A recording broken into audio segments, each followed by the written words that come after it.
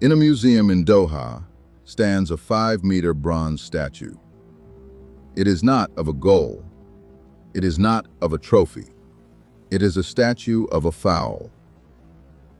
The most famous foul in the history of sport.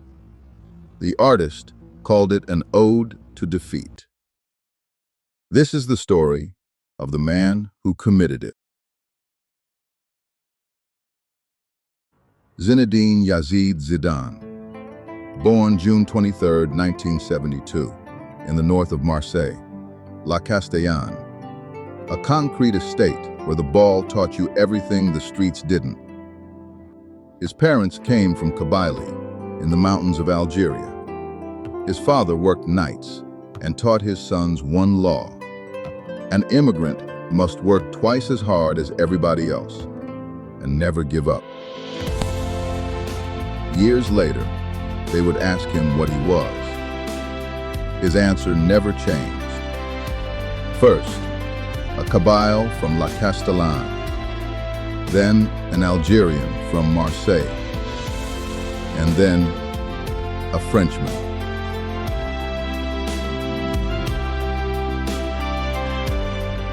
By 1998, he was the playmaker of a France side chasing its first World Cup at home.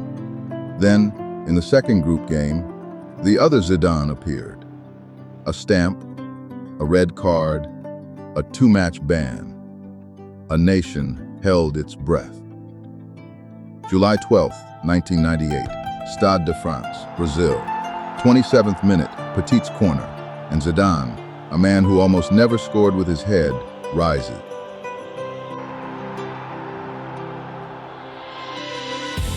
First half stoppage time. Another corner. One he was supposed to take himself, until Djorkaeff told him, stay in the box. Same head, same net. 2 headed goals in a World Cup final. No one had ever done it. No one has done it since. France won 3-0, and 1 million people flooded the Champs-Élysées.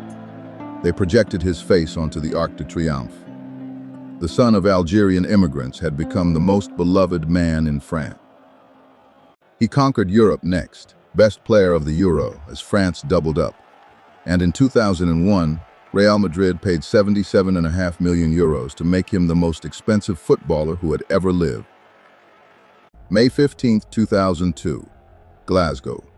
A Champions League final, level at 1. Roberto Carlos hooks a desperate cross into the night sky. Too high, too slow, impossible. Zidane watches it fall, shoulders square to the goal, and on his weaker foot, he swivels and paints the most beautiful goal a European final has ever seen. He tried to score it again for the rest of his life. Even filming commercials courted his feet. He shamed commercials' life, said even filming commercials. It never came back. Some things are only given once. By 2006, he was 34 and already retired in his mind, given one final World Cup. He carried France past Spain, past Brazil, past Portugal, to Berlin. One last match between him and forever. 7th minute, a penalty. Against Buffon in a World Cup final in the last game of his life, he chips it. Off the bar. In.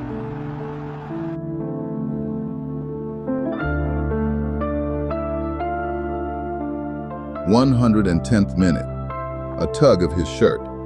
Zidane offers it. If you want it, I'll give it to you after. Marco Materazzi answers with words about his sister. Once, twice, a third time. Zidane once said that words can be harder than blows. He walks away, then he turns. A red card, in the last match he would ever play. And then the image that outlived the match itself, the greatest player of his generation, walking past the World Cup. Refusing to look at it. 3 days later, France waited for an apology. He gave them something more honest. What I did was unpardonable. To the millions of children who watched, I apologize. But I cannot regret it, because that would mean he was right to say what he said. The statue was raised in Paris, sold to Qatar, torn down within weeks, and brought back anyway. Trophies gathered dust in cabinets. They built a monument to his flaw.